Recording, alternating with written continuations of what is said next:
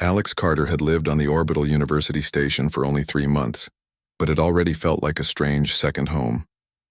Every corridor hummed with machines, every wall shone with polished alloys, and every day he saw more species of aliens than he could have ever imagined back on Earth. To Alex, the station was less like a campus and more like a vast, floating city of knowledge. But even in all its wonders, it had one very ordinary thing: roommates. His roommate, Zira, was not human.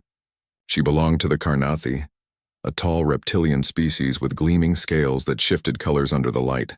She was quiet, disciplined, and very serious about her studies.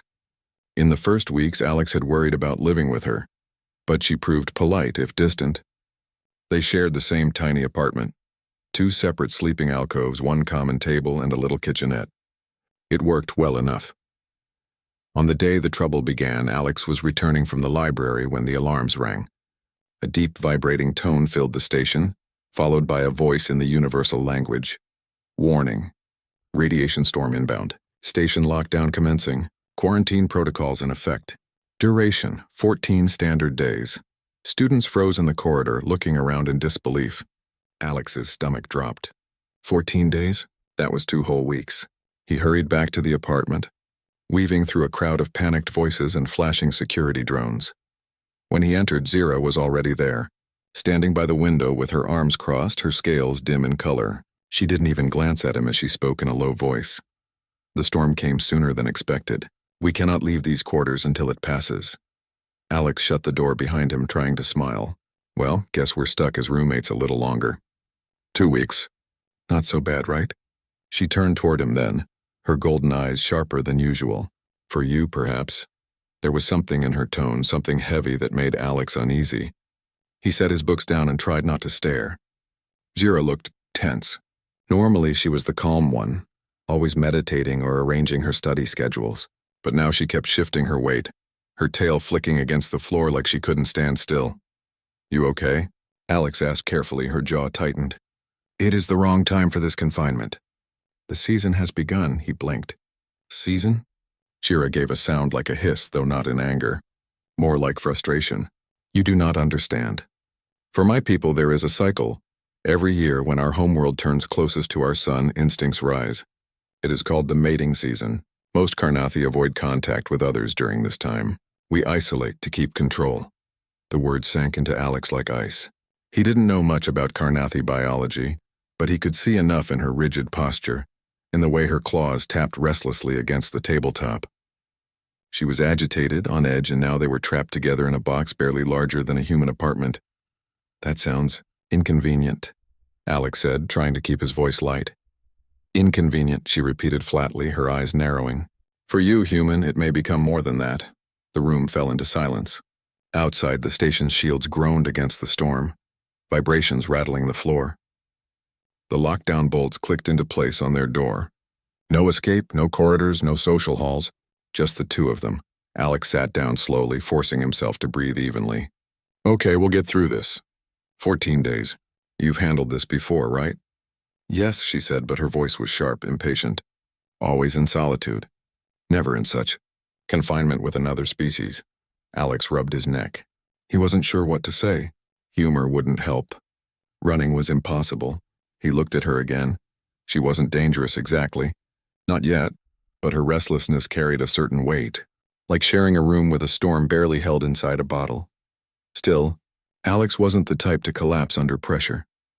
He was human. Humans were good at surviving awkward, even dangerous situations. He leaned back in his chair, pretending to relax. Well, guess this will be the ultimate roommate test, he said softly. For a moment, Zira's scales flickered with a pale green shimmer, which he had learned was the Carnathi version of reluctant amusement. But it vanished quickly, replaced by the same stiff control. You do not understand, Alex Carter, she said, her voice dropping lower as if it cost her effort to keep steady. This is not a storm you can simply joke about. It is within me. It will grow stronger each day. Alex held her gaze, feeling the tension in the air like a wire ready to snap. The station outside howled with radiation, the alarm still echoing faintly in the halls. He swallowed hard. 14 days. No escape, no buffer. Just a human and his alien roommate, locked together at the worst possible time. And the clock had only just started ticking. The first night of lockdown was restless.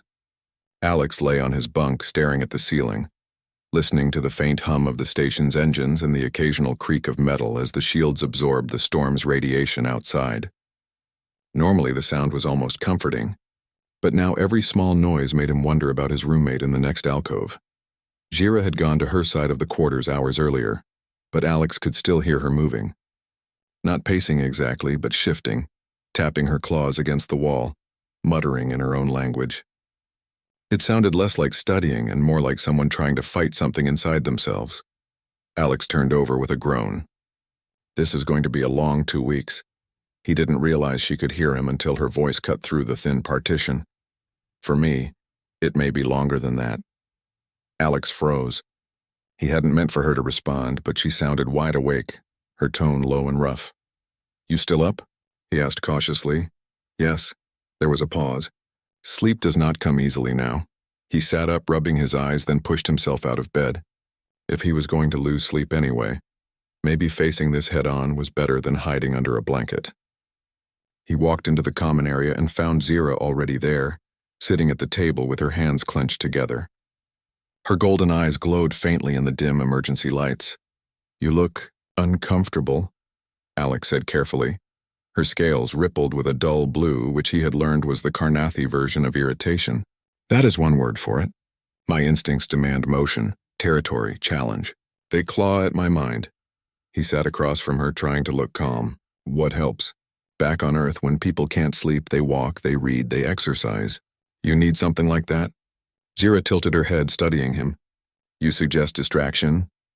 "It works for humans," Alex said with a shrug. "We're stubborn like that." For a long moment, she didn't answer.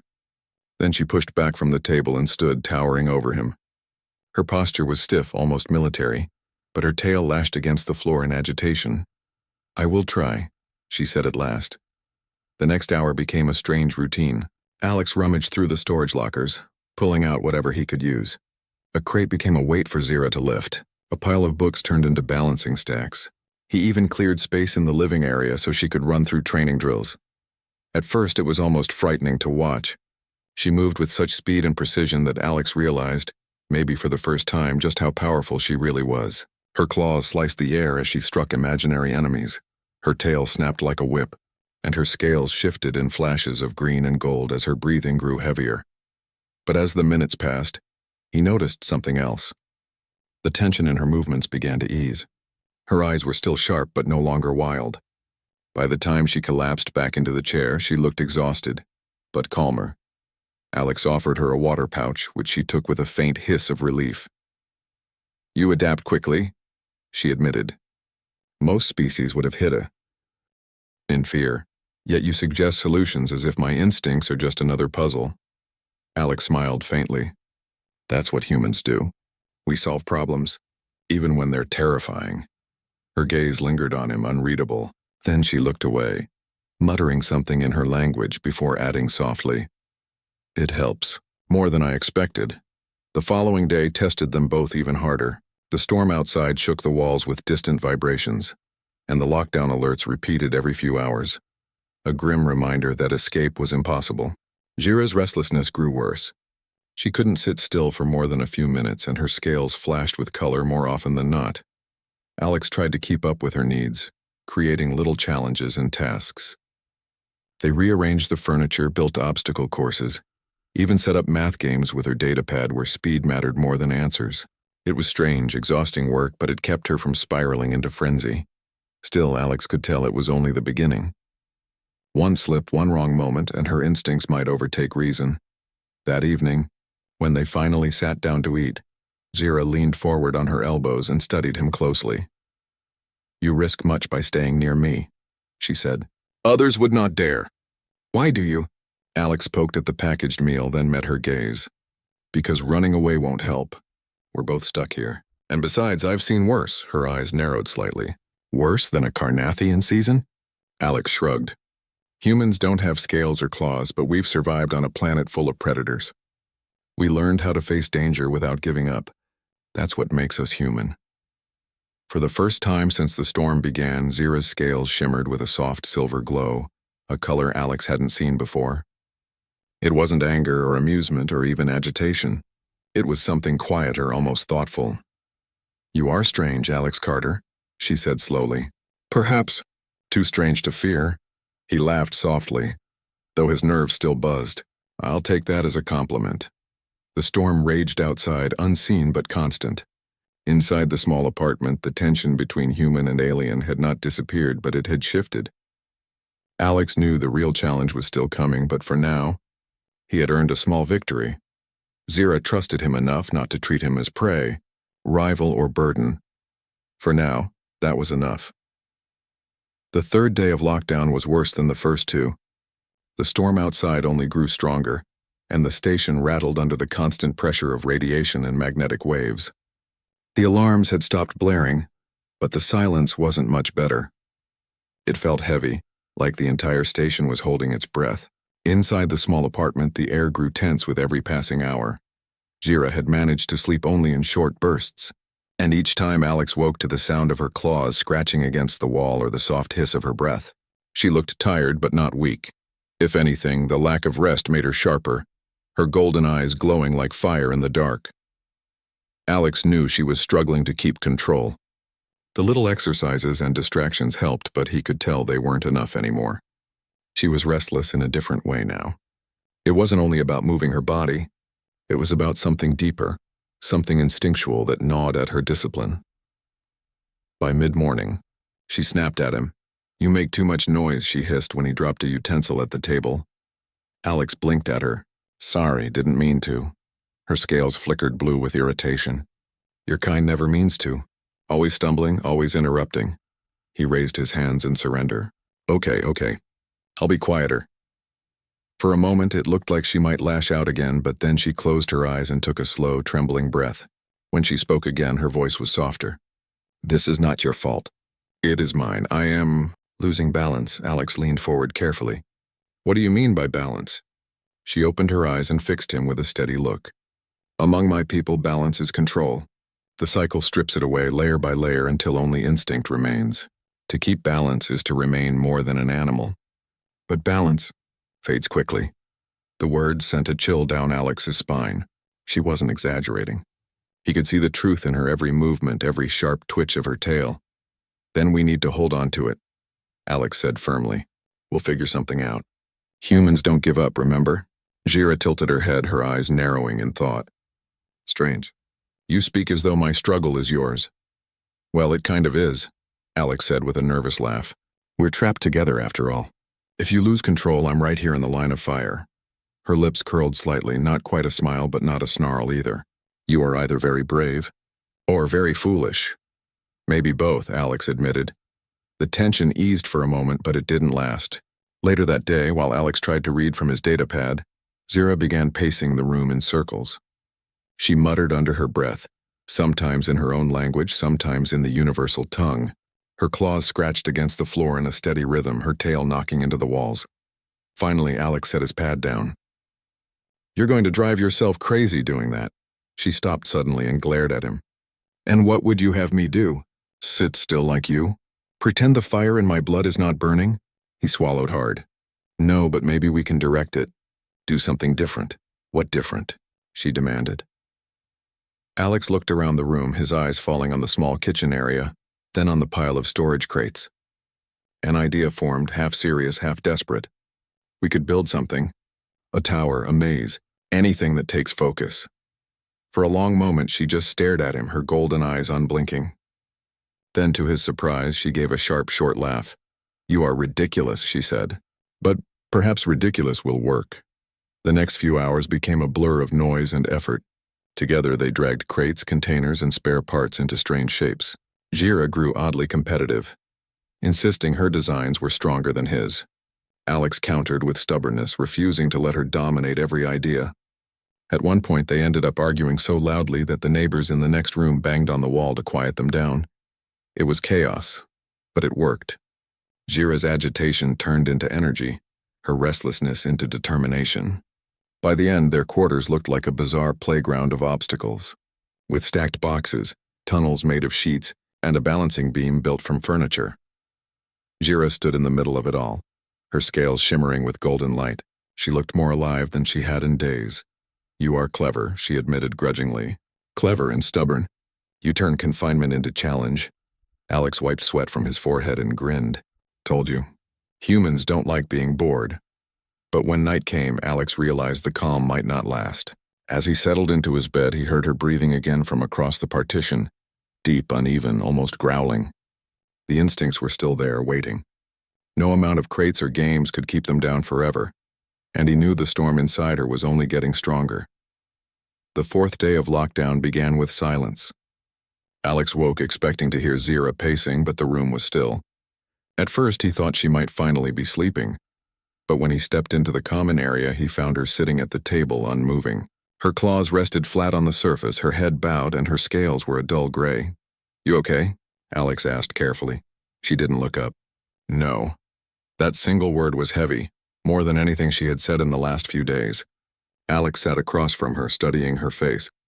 Normally, Zira looked sharp, her posture perfect. Now she looked worn down like a soldier fighting too many battles. What happened? He asked, her eyes lifted to him, glowing faintly. I lost balance again. I dreamed of battle. I woke, clawing the walls. If I cannot hold myself, I may... She stopped, her teeth grinding. Alex leaned forward. You're not going to hurt me. You're still in control now. That's what matters, her tail twitched. You think it's so simple? My people isolate for this reason. We do not trust ourselves in the season. We do not risk the ones near us. Yeah, but you don't have that choice this time, Alex said. So we figure it out. We keep working on it. Her golden eyes narrowed, sharp again. You speak as if my instincts are puzzles like your human games. Aren't they? Alex asked. A problem is a problem. Doesn't matter if it's math or biology or survival. You break it down and you solve it. She stared at him, silent for a long time. Then her claws tapped the table. You are strange, too calm. You do not fear what you should fear. Alex shrugged, though his heart was beating faster than he admitted. Fear doesn't help. And honestly, I've lived with some pretty bad roommates before. Compared to them, you're not so bad. Her scales flickered silver for a moment, amusement. But it faded quickly, replaced by a flicker of dark red irritation. Do not jest, Alex Carter. Instinct is no small thing. I'm not joking, he said, his voice steady. I'm saying I trust you. Even if you're struggling, I believe you're strong enough not to lose yourself completely. That struck her. For the first time, she looked unsettled. Her gaze shifted away, her claws curling against the table. When she finally spoke, her voice was low. No other would say such words. You are either blind to danger or you see something I cannot. Alex smiled faintly. Maybe both. The day went on with a new edge. Jira still joined in the exercises, but her movements were harsher, faster, almost violent. Alex had to stop her once when she nearly tore through the wall with her claws. She hissed in frustration, but when he stepped between her and the wall, refusing to move, she froze. Why do you do this? She demanded, her voice trembling with restrained fury. Why stand so close when I warn you away? Because walking away won't help, Alex said firmly. You don't need space right now. You need someone to remind you that you're still in control. Her eyes blazed, but after a long, tense moment, she lowered her claws and stepped back. You test me, human. You test me every hour. Maybe that's the point, Alex replied. You said you needed challenge. Well, here I am. That night, the storm outside grew louder, rumbling through the walls like a living beast. The lights flickered once, twice, and then settled into a dim emergency glow.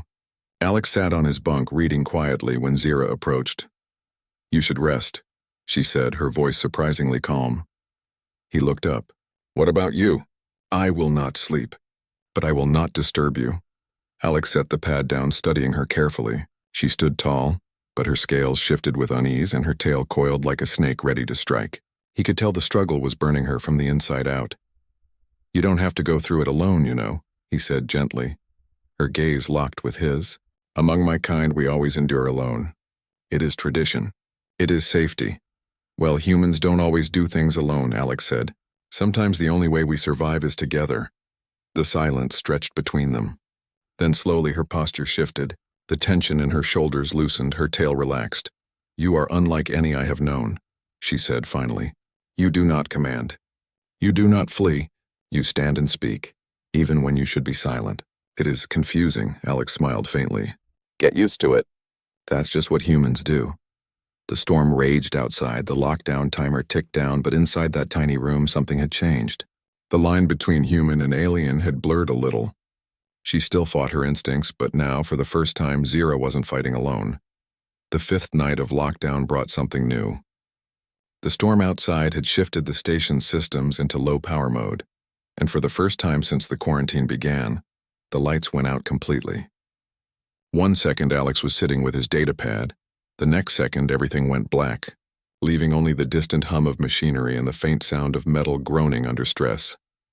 "Great," Alex muttered, patting the table in the dark. "Just what we needed." Zira's voice came sharp through the silence. "Do not move quickly. The power grid is unstable. Emergency reserves will activate, but not at once." Her voice was calm, but Alex could hear something else beneath it. In the dark, her instincts would be sharper, her senses keener. For her, this environment was closer to natural comfort. For him, it was nothing but shadows and uncertainty.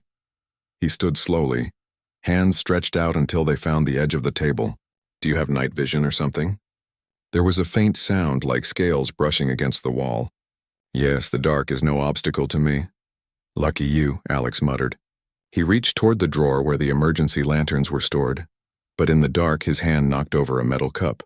The clatter echoed through the tiny quarters. Zira hissed sharply. "Be still." Alex froze, surprised by the sharpness of her tone. "Sorry, didn't mean to." He heard her claws scrape across the floor as she moved closer. Her voice was lower now, almost trembling. The dark makes instincts louder. "You must not move so suddenly." Alex swallowed, nodding even though she couldn't see it. "Got it, slow movements." A moment later he felt something firm touch his arm. Claws gentle but unmistakable. She guided his hand carefully to the lantern switch. He flipped it and the soft glow lit the room. The relief he felt was immediate. But Zira stood too close, her golden eyes gleaming brighter in the dim light, her scales rippling with restless colors. "You helped me calm before," she said slowly, "but now it is different. The storm outside, the dark inside. It feeds the cycle. It grows harder to hold." Alex steadied himself. He could see the tremor in her claws, the way her tail lashed against the floor. She was on the edge. "Then we make the dark less frightening," Alex said. "We keep busy. We keep talking. We remind ourselves it's just a storm, nothing else." She tilted her head, studying him. "You speak as though your words alone can silence instincts." "Maybe not silence," Alex admitted. "But maybe guide them, like steering a ship through a storm." She gave a short laugh, sharp and humorless. "You think much of yourself, human." "Not of myself," Alex said. "Of us." Her eyes narrowed, and for a long time she said nothing. The lantern's glow painted her scales in shifting shades of gold and green, colors Alex had learned to read. She was unsettled, conflicted, but she hadn't given in yet. Later that night, as the temperature began to drop from the power loss, Alex found himself shivering under his blanket. The emergency systems kept the air breathable, but heat was limited. Humans with their fragile bodies weren't built for the cold. He tried to curl tighter, but his teeth began to chatter. "You are freezing," Zira's voice said suddenly. "I'll manage," Alex replied, though he wasn't convincing even to himself. She appeared beside his bunk, standing tall and steady in the cold. For her species, this temperature was nothing, perhaps even comfortable. Her scales reflected no weakness, no trembling. For the first time, she looked like the stronger one, while Alex felt like the vulnerable one. Without another word, she pulled a thermal fabric from storage and draped it over him. But then she crouched beside him, her tail curling around the base of the bunk. "You cannot endure this temperature for long. Humans are fragile." Alex forced a smile, his lips stiff from the cold. "Fragile, maybe, but stubborn." "I'll be fine." Her gaze lingered on him and her voice softened. "Stubborn is not enough when the body breaks. Yet you still speak as if nothing matters. You refuse to surrender even when weaker." "That's what humans do," Alex said through his chattering teeth. "We survive, even when it doesn't make sense." Something in her expression changed. The glow in her eyes softened, and her scales shimmered faintly silver again. She sat down beside him, silent for a long time. Finally, she said, "Perhaps it is not I protecting you. Perhaps it is you who steadies me." Alex let out a shaky laugh. "Guess we're protecting each other then." The storm outside rumbled louder, shaking the walls. But inside, the two of them sat quietly side by side, bound not by force or fear, but by a fragile, stubborn trust. For the first time since lockdown began, Alex felt something stronger than worry. He felt certainty that no matter how bad the storm or the instincts became, they might just make it through together. By the 6th day, the storm outside was no longer just background noise. It had become part of their lives, a constant growl that shook the walls and echoed through the station's metal bones. The dim lights flickered on and off, and the temperature stayed low enough to make Alex's breath visible in the air. He wrapped himself in layers, but his body still ached from the cold. Shira, however, seemed stronger in the harsh conditions. Her eyes glowed brighter, her movements sharper. Yet Alex could see that her strength wasn't peace. It was the storm inside her bleeding through. Her balance was slipping, and she knew it. That morning, she slammed her clawed hand against the wall hard enough to leave scratches. "It grows worse," she admitted through clenched teeth. "The cycle screams in me. Every sound, every movement, it pushes me closer." Alex stood a few feet away, steadying himself. He could feel the tension building in the room, like standing next to a caged predator. "Then scream back," he said. "Fight it. You've lasted this long already." She turned on him suddenly, eyes burning gold, her voice like a growl. "You think I have not fought? You think it is so easy?" Her anger was sharp, but Alex didn't flinch. He had learned that showing fear only fed the storm in her. He met her gaze with stubborn calm. "I think you're stronger than you believe." That only seemed to agitate her more. She stepped closer, her claws flexing, her tail lashing against the floor. "Do not test me, human. I am not safe. I could end you in a heartbeat." "Then do it," Alex said, his voice steady but his chest tight. "If you're really just instinct, then prove it." The room froze. For a moment, there was only the sound of the storm outside and Zira's ragged breathing. She stood inches from him now, taller, stronger, every part of her body coiled with tension. Her claws hovered just short of his chest, but Alex didn't back away. He stood still, refusing to yield. His heart pounded so hard he thought she might hear it, but he forced himself to meet her eyes. "I don't believe that's who you are. I don't believe you're just instinct." Her claws trembled, pressing close enough to graze the fabric of his shirt. Her teeth sighed in a hiss, her whole body shaking. For a terrible second, Alex thought she might strike. But then something shifted. Her eyes widened and the fire in them flickered. "You?" she whispered, her voice breaking. "You trust me?" "Yes," Alex said firmly. "I trust you. Even now." The words seemed to cut deeper than anything else had. Jira's claws slowly lowered, her breath coming in sharp bursts as if she had been holding back a tidal wave. She staggered back, gripping her head with both hands. Her scales rippled violently through colors, red, green, blue, before finally dulling to gray. Alex let out a slow breath, relief flooding him. His knees felt weak, but he stayed standing. He knew if he collapsed now, it would undo everything. Jira sank onto the floor, trembling. No one has ever stood before me like that. Not even my own kind. You should have run. You should have hidden." "That's not what humans do," Alex said softly, sitting down across from her. "We don't run from the people we care about. We stand with them, even when it's dangerous." She stared at him, golden eyes wet with something Alex had never seen in her before. Not anger, not frustration, but something close to pain. "Care? You care for me even like this?" "Yes," Alex said without hesitation. "You're my friend, and I'm not going to abandon you." For a long time, neither of them moved. The storm rumbled outside. The lantern flickered weakly and the cold seeped into their bones. But inside, something stronger than fear had taken root. At last, Zira lowered her hands, her breathing steadier. Her scales shimmered faint silver again, the color Alex now recognized as calm. "You are—" "Impossible," she whispered. "Fragile, weak, foolish, and yet unbreakable," Alex chuckled tiredly. "That's humanity in a nutshell." Zira tilted her head, watching him with a strange expression, one he couldn't quite read. "Perhaps the storm inside me will not win. Perhaps your stubbornness is stronger than instinct." Alex leaned back against the wall, exhausted but relieved. "Then we keep going, one day at a time, until the storm outside passes, and the one inside does too." Her gaze softened, and for the first time since the lockdown began, she looked almost peaceful. The breaking point had come and gone, and somehow, against all odds, they had both survived it together. The storm finally began to weaken on the 12th day. The constant rumble outside softened, and the lights in the quarters flickered back to full strength.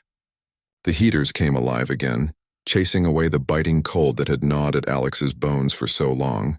He felt warmth spread through the room, and for the first time in nearly 2 weeks, he didn't see his breath in the air. But even as the station returned to life, Alex knew the storm inside his quarters had been far more dangerous than the one outside. Jira had reached her breaking point, and somehow they had survived it together. Now she moved with more calm than before, her scales shifting in steady patterns rather than violent bursts. Her golden eyes still burned bright, but the wildness had softened. "You have endured," she said one morning, her voice carrying both surprise and respect. "I thought no human could last. Yet here you are." Alex smiled faintly, though the exhaustion showed on his face. "Told you. We're stubborn. It's our thing." Jira tilted her head. "Stubbornness is not enough to survive me in this season. Yet you endured more than any I have known. You faced me when I was strongest and did not yield." He shrugged, though his chest swelled a little at her words. "Guess that makes us even. You protected me when the cold got bad. I protected you from yourself when your instincts hit hardest. Balance." Her eyes narrowed, but not in anger. "Balance," she repeated, almost tasting the word. "Strange. Among my kind, balance is a private battle. Yet with you, it became something shared." They spent the final 2 days of lockdown in a strange rhythm that almost felt normal. Alex repaired the mess they had made building crates into obstacle courses. Jira helped tidy the walls she had scratched during her frenzies. They ate together without tension, and even joked once or twice, though her laughter was sharp and short-lived. On the 14th morning, the alarms rang again, this time with a softer, rising tone. "Radiation storm has passed. Lockdown lifted. Quarantine over. Station functions returning to normal." Alex stood by the door as the bolts unlocked with a loud clunk. The corridor outside filled with the sound of voices, footsteps, and relief. Students poured into the hall, celebrating their freedom. Jira remained inside, her arms crossed, her posture stiff. She did not rush to leave. "You're not going out?" Alex asked. Her golden eyes flicked to him. "I will, but first, you should know something." Alex tilted his head. "What's that?" "In my culture, to share confinement in mating season is no small thing. It is a trial. It is dangerous. It is sacred." She paused, her voice steady but heavy. "No non-Karnathi has ever survived such a time in close quarters, not one. Until you." The weight of her words settled over Alex. He didn't know what to say. "So, I broke a record?" He tried, half joking. Her scales shimmered silver, the closest thing to amusement he had seen. "More than that. You earned something rare. Among my people, those who endure the season together share a bond, a tie of trust stronger than blood. We call it kinship oath. I would offer it to you." Alex blinked, startled. "Kinship? Like family?" "Family, ally, shield," she explained. "It means no matter the distance, no matter the danger, I will stand with you. And in return, you stand with me." For a long moment, Alex was silent. He thought of the long nights, the fear, the cold, the way she had nearly lost control, and the way he had refused to abandon her. Maybe it wasn't such a strange idea. "I accept," he said simply. "We're already roommates, after all. Might as well be kin, too." Her scales flared bright gold for a moment, the Karnathi sign of approval. She stepped closer, extending her clawed hand. Alex placed his hand in hers, feeling the cool strength of her grip. For a second, human and alien stood as equals, bound by something deeper than words. When they finally stepped into the corridor, other students stopped and stared. Whispers spread quickly. Everyone had known about the lockdown, about the danger of being trapped with a Karnati during the cycle. No one had expected to see the human alive, walking side by side with his alien roommate as if nothing had happened. Jira ignored the whispers, her posture tall and unshaken. But Alex could see the way the other aliens looked at him now, curious, even respectful. He had survived what no one thought possible. Later, as they walked through the bustling station, Jira spoke softly, so only he could hear. "You changed how they see humans. Weak, fragile, yet unbroken. They will not forget," Alex grinned. "Guess humans are full of surprises." The storm had ended. The doors were open. But in a way, Alex knew a different journey had just begun. Humans were no longer just guests in this galaxy. They were something more, something no storm inside or out could break.